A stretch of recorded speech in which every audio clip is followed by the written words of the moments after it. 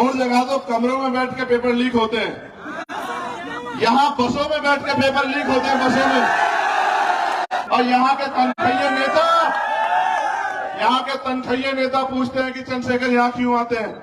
चंद्रशेखर यहाँ इसलिए आते हैं कि तुम तनखैयों की हिम्मत नहीं कि अपनी सरकार से सवाल कर सको। वोट का अधिकार हमें गुलामी से मुक्ति के लिए मिला है, और अगर वाकई में आप गुलामी की बेड़ियां काटना चाहते हो तो तैयार हो जाओ, एक कदम मेरे साथ मिलकर आगे बढ़ाओ, और 2 मौका इस बार आजाद समाज पार्टी को फिर देखो। कोई जालिम नहीं होगा यहाँ जो हमारी बहन बेटियों की तरफ आप उठा ले। 6 महीने में अगर आपके वारे नारे ना कर दिए फिर आप मुझे बताना। मेरे हाथ मजबूत करोगे नहीं करोगे बताओ, दोनों हाथ उठा के बताओ।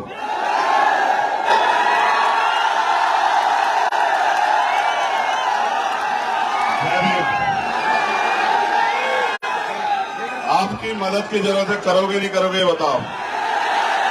जल्दी से शांत हो जाओ, आपसे बात जल्दी खत्म हो जाएगी तो एक यात्रा जो है हम लोग संविधान बचाओ यात्रा निकाल पाएंगे। अंधेरा हो जाएगा तो खराब हो जाएगा, इसलिए शांत हो जाओ बिल्कुल। जो जहां खड़ा है जहां बैठा है किसी को मत कहो, अपने आप जिम्मेदार बनो और जहां जगह मिली है वहीं बैठ जाओ। मत कहो किसी और को कि तू बैठ जा भैया तू बैठ जा, जिसको जहां जगह मिली है स्वतः बैठ जाओ। यही तुम्हारा प्यार है आज का, तुम्हारी जो त्याग बलिदान और जो तुम सुबह से इंतजार कर रहे हो। बहुत बहुत धन्यवाद। मैं आपसे पूछना चाहता हूं, क्या आप वर्तमान सरकार से खुश हो? इससे जो पिछली सरकार थी उससे खुश थे? कब तक इनके खेल में अपने आप को शामिल रखोगे? कभी ये कभी वो, आपका क्या?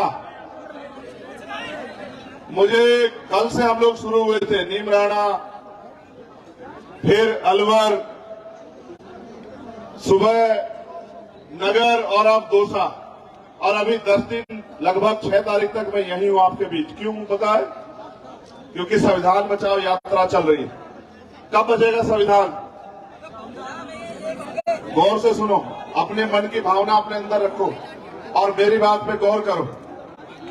मैं बहुजन समाज में जन्मे सभी संतों गुरुओं महापुरुषों को नमन करता हूं। नमन इसलिए क्योंकि वो थे तो हम हैं, और उन्होंने अपना पूरा जीवन बलिदान किया, तो आज कमजोर किसान, कमेरे, पिछड़े, दलित, आदिवासी, माइनॉरिटी के लोग जो हैं वो चैन की सांस और भारत की तमाम महिलाएं स्वाभिमान सम्मान का जीवन भारत में व्यक्त कर पा रही हैं। इसका एक ही कारण है बाबा साहब डॉक्टर भीमराव अम्बेडकर जी का संविधान। लेकिन आज वो संविधान खतरे में है, और संविधान इसलिए खतरे में है क्योंकि संविधान से जिन लोगों को सबसे ज्यादा फायदा मिला, गुलामी कटी, अवसर की समता मिली, मौलिक अधिकार मिले, मौलिक कर्तव्य मिले, जिनको दिन के उजाले में भी बाहर निकल के डॉक्टर, इंजीनियर, IAS, IPS बनने का मौका मिला, वो लोग अपने संविधान के प्रति जिम्मेदार नहीं हो रहे। संविधान तब बचेगा जब संविधान विरोधी ताकतें सत्ता से बेदखल होंगी। आप ये सोचो, संविधान विरोधी ताकतें सत्ता में बैठी रहे तो कैसे बचेगा संविधान? वो सत्ता में बैठ के तो संविधान को खत्म करना चाहती है। अगर हम उन्हें सत्ता से उतार फेंके और अपनी सत्ता बना लें तो संविधान भी बचेगा और हमारे हक अधिकार भी सुरक्षित रहेंगे। एक ही फॉर्मूला है जो मैं बार बार कह रहा हूं पूरे देश में कि वोट हमारा, राज तुम्हारा। नहीं चलेगा, नहीं चलेगा। वोट हमारा, राज हमारा, यही चलेगा, यही चलेगा। देखो, बगड़ी याद है, जितेंद्र मेघवाल याद है, इंद्र मेघवाल याद है, ओम प्रकाश रागर याद है, कार्तिक भील याद है, एन तोला गुजर याद है। कितनी अन्याय, कितना जुल्म, कितनी तकलीफें, कितनी लाठियां, कितना अन्याय साहब ने और किनके राज में सहा। आज की सरकार जिसके नेता हैं अशोक गहलोत साहब, और 2 अप्रैल 2018 का आंदोलन याद है या नहीं है? 17 भाइयों की शहीदी, हजारों पे मुकदमे, जेल, राशु का लाठिया, याद है या नहीं है? और समाज पे कुर्बान होने वाले नौजवान याद है नहीं है? कैसे बदलेगी जिंदगी? अगर हमने गलती की, उसका खामियाजा कौन भुगतेगा? अगले 5 साल अगर अन्याय, अत्याचार, जुल्म जाति सहनी है, बहन बेटियों के साथ अपमान होता देखना है, रोजगार के नाम पे छलावा देखना है, छूट देखना है, चोर बाजारी देखनी है, भ्रष्टाचार देखना है, तो इनको जिता दो। और अगर ये सब बंद करना है तो आजाद समाज पार्टी को ताकतवर बना दो। राजस्थान, मध्य प्रदेश में फिर देखना, किसी गरीब को किसी के आगे हाथ नहीं फैलाना पड़ेगा। मुख्यमंत्री जी अभी क्या योजनाएं दे रहे हैं? आटा ले लो, चीनी ले लो, दाल ले लो, मोबाइल फोन ले लो, गैस सिलेंडर के दाम कम करा लो। कल एक पत्रकार, यहां भी पत्रकार साथी खड़े, कल एक पत्रकार ने मुझसे कहा कि मुख्यमंत्री जी इतनी अच्छी योजनाएं दे रहे हैं। मैंने उनसे पूछा कि कब से शुरू की मुख्यमंत्री जी ने योजना? आप मेरा मार्गदर्शन करते बता दो, कब से शुरू की पत्रकार साथियों? 2 महीना, 1.5 महीना, 1 महीना? चुनाव का कितना समय बाकी है? 2 महीने? क्या 4 साल 9 महीने राजस्थान के लोग यहां से पलायन कर गए थे क्या? क्या 4 साल 9 महीने मुख्यमंत्री जी सो रहे थे क्या? क्या 4 साल 9 महीने में जो सीएचए के साथियों ने, थर्ड ग्रेड टीचर जो भाई बहन है उन्होंने, आशा आंगनबाड़ी कार्यकर्ताओं ने, और जो कमजोर हक वंचित समाज के नौजवानों ने जो सहा, क्या मुख्यमंत्री तब नींद में थे क्या? चुनाव से पहले कैसे पता लगा कि गैस सिलेंडर के दाम कम होने चाहिए? चुनाव से पहले कैसे पता लगा कि आटा भी नहीं है गरीबों पे, दाल भी नहीं है, चीनी भी नहीं है, तेल भी नहीं है? कैसे पता लगा?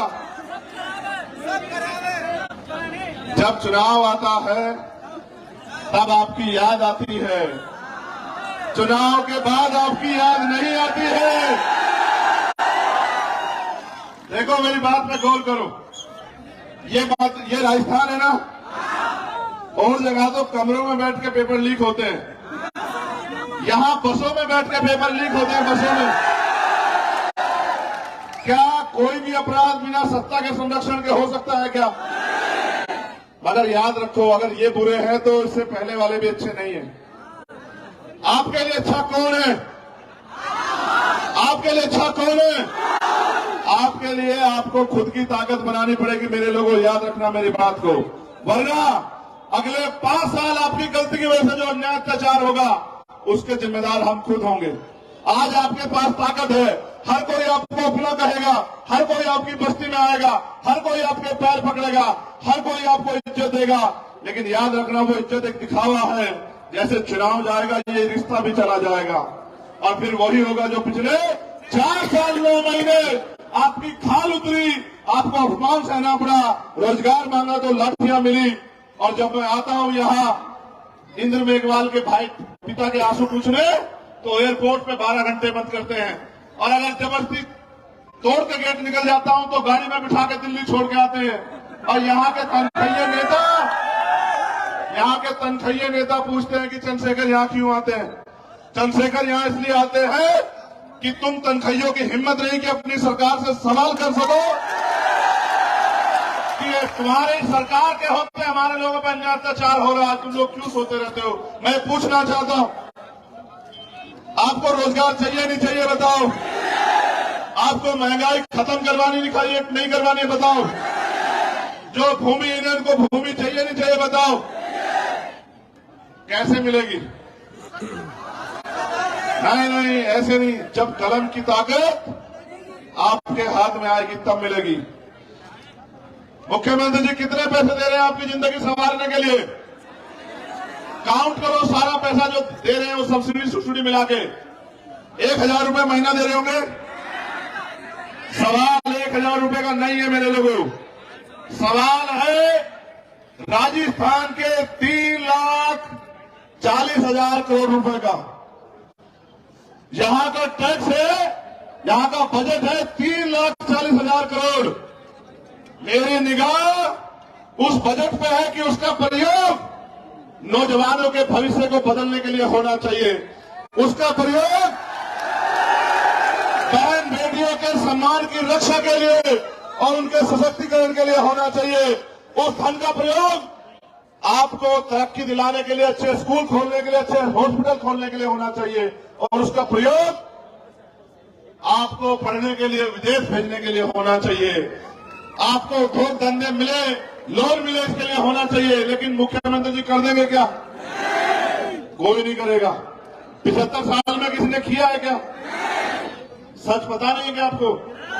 अगर आप मेहनत मजदूरी ना करो, आपके घर का चूल्हा नहीं जलेगा। समझते हो नहीं समझते हो? आप इतनी बड़ी संख्या में क्यों जुटे? क्योंकि आप और मेरा दर्द एक है।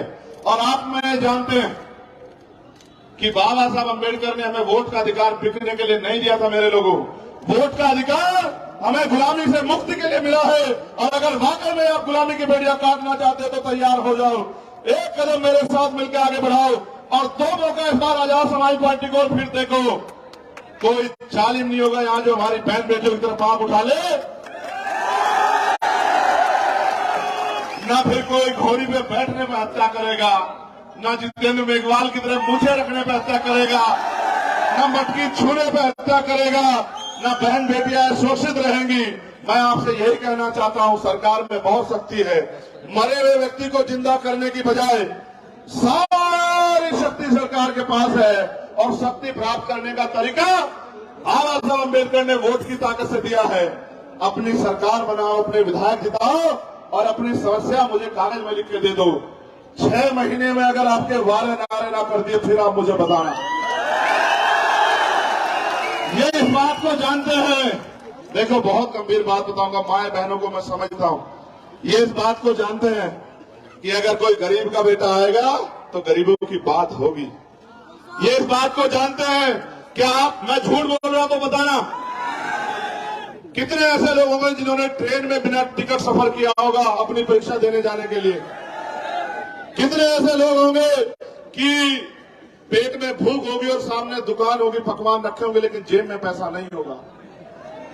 कितनी ऐसी बहनें होंगी कि बहुत कुछ मन होगा लेकिन जेब में पैसे ना होने की वजह से ऐसे ही दिल में सुकून करके वापस बाजार से लौटी होंगी? कितनी ऐसी बहनें होंगी जिनकी तमन्ना होंगी डॉक्टर इंजीनियर बनने की, लेकिन पिताजी की जेब में पैसे नहीं होंगे? कितनी ऐसी बहनें होंगी जिनके सपने होंगे आगे बढ़ने के और आर्थिक अभाव में वो कुचले गए होंगे? कितने ऐसे नौजवान होंगे जिनके पास बहुत हिम्मत होगी लेकिन पिताजी की जेब में पैसे नहीं थे तो सपने सपने रह गए? ऐसे कितने लोग होंगे राजस्थान में, आप सर्वे कराना, जिनके मकान आज भी कच्चे मिलेंगे। मैं भी रुका था एक गांव में, उसका नाम मेरे याद नहीं आ रहा, जहां मैं रुका था अभी खेड़ली में, प्लास्टर नहीं मकानों पे। और मैं जानता हूं अपने लोगों के हाल। मैं राजस्थान का चप्पा चप्पा घुमा हूं कि पेट पे हाथ फेर के सो जाते हैं और अपने बच्चे को भी सुला देते हैं कि कल कहीं ना कहीं से रोटी का इंतजाम हो जाएगा। मैं जानता हूं भारत को, मैं जानता हूं राजस्थान को, मैं जानता हूं मध्य प्रदेश, उत्तर प्रदेश, बिहार को कि कमजोरों का कोई रखवाली नहीं है। कमजोरों को अपनी रखवाली खुद करनी पड़ेगी। अब मैं आपसे आग्रह करूंगा मेरे लोगों, क्योंकि हमें संविधान बचाओ यात्रा को भी आगे बढ़ाना है। अनुशासन में आप मेरे साथ निकलना और आपका नारा ये होना चाहिए, पूरे दौसा को पता लग जाए और दौसा के सैलाब के जरिए पूरे देश को पता लग जाए कि वोट हमारा, राज तुम्हारा। नहीं चलेगा, नहीं चलेगा। क्या चलेगा? वोट हमारा, राज हमारा। यही चलेगा, यही चलेगा। राज लेना चाहते हो? इसका नाम राजस्थान है, मगर तुम्हारे इस समय राज तब तक नहीं आएगा जब तक आप तैयारी नहीं करोगे। अगर नौजवान तैयारी कर ले तो आप जानते हो, मैं बार बार समझाता हूं कि संघर्षों के साए में घनघोर जवानी पलती है और इतिहास उधर झुक जाता है जिस ओर जवानी चलती है।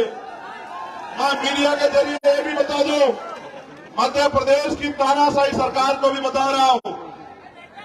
अभी 9 बजे मैं लाइव करके बताऊंगा, लेकिन अभी भी ऐलान करके बता रहा हूं मेरे लोगों को कमजोर मत समझना। मुख्यमंत्री शिवराज सिंह चौहान जी 12 तारीख को बताऊंगा। 12 फरवरी भोपाल को याद थी, 12 अक्टूबर ग्वालियर को याद रहेगी। इतिहास में आप लोग याद रखना मेरी बात को। मुकदमे लगाओगे, रासुका लगाओगे, निर्दोष लोगों को आरोपी बनाओगे। जिस सत्ता के दम पे घमंड पाल के बैठे हो, ये सत्ता भी छीन लेंगे मेरे लोग। तुमसे भी छीन लेंगे और तुमसे भी छीन लेंगे, याद रखना। इतनी ताकत बनाओ कि इस बार राजस्थान सरकार आपके बिना ना बने। इतनी ताकत बनाओ मेरे लोगों। अपनी वोट की कीमत को समझो। मेरे हाथ मजबूत करोगे नहीं करोगे बताओ? दोनों हाथ उठा के बताओ।